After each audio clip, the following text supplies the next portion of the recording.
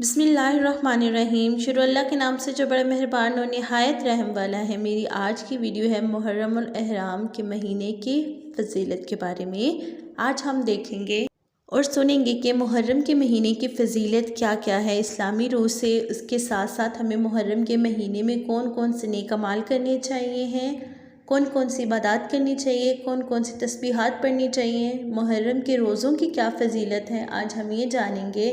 इसके साथ मुहर्रम के महीने में वो कौन से दिन हैं, वो कौन से वक्त हैं जिस वक्त में हमारी दुआएं कबूल होती हैं। मुहर्रम की सारी डिटेल आपको इस वीडियो में मिलेगी। बढ़ते अपनी वीडियो की तरफ।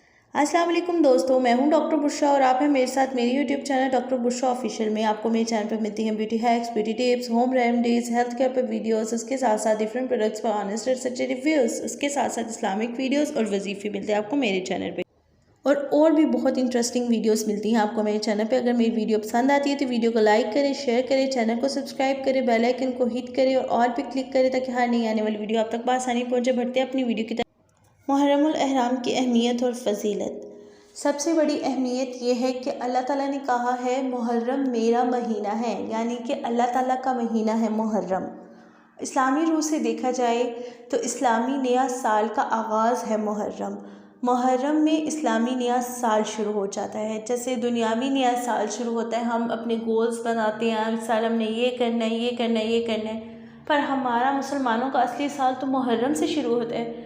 हमें मुहर्रम में अपने गोल्स बनाने चाहिए। हमने इस साल ये करना है, इस साल ये करना है, हमें कौन कौन सी नेकी करनी है, कौन कौन से नेक अमाल करने हैं। दुनियावी कामों के साथ साथ हमें नेक अमाल पे भी फोकस करना चाहिए। सही मुस्लिम की हदीस है कि जिस तरह रमज़ान के रोज़ों की फ़जीलत बहुत ज़्यादा, रमज़ान के रोज़े के बाद अगर किसी महीने में रोज़े रखने अफजल हैं, अच्छे हैं, तो वो मुहर्रम का महीना। मुहर्रम के महीने में आपको बहुत ज़्यादा रोज़े रखने चाहिए।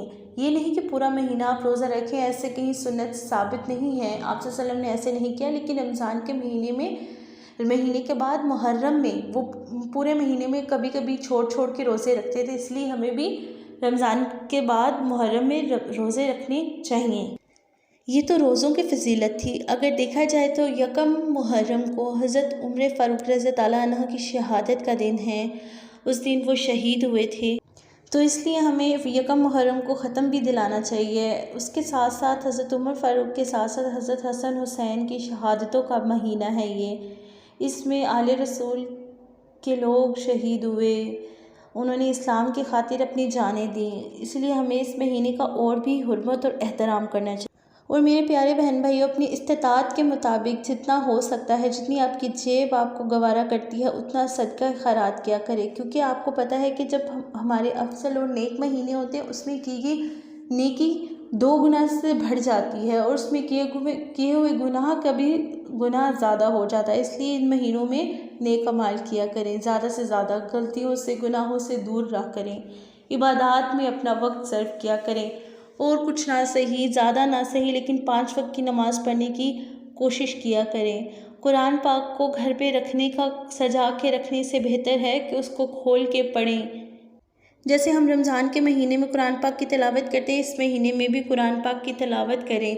कुरान पाक को सिर्फ सजा के रखने से उसकी अक़ीदत और मोहब्बत नहीं है, अक़ीदत और मोहब्बत पढ़ने में भी है कि आप उसको पढ़ें तो भी आप उसकी अक़ीदत और मोहब्बत का मुज़ाहिरा करते हैं।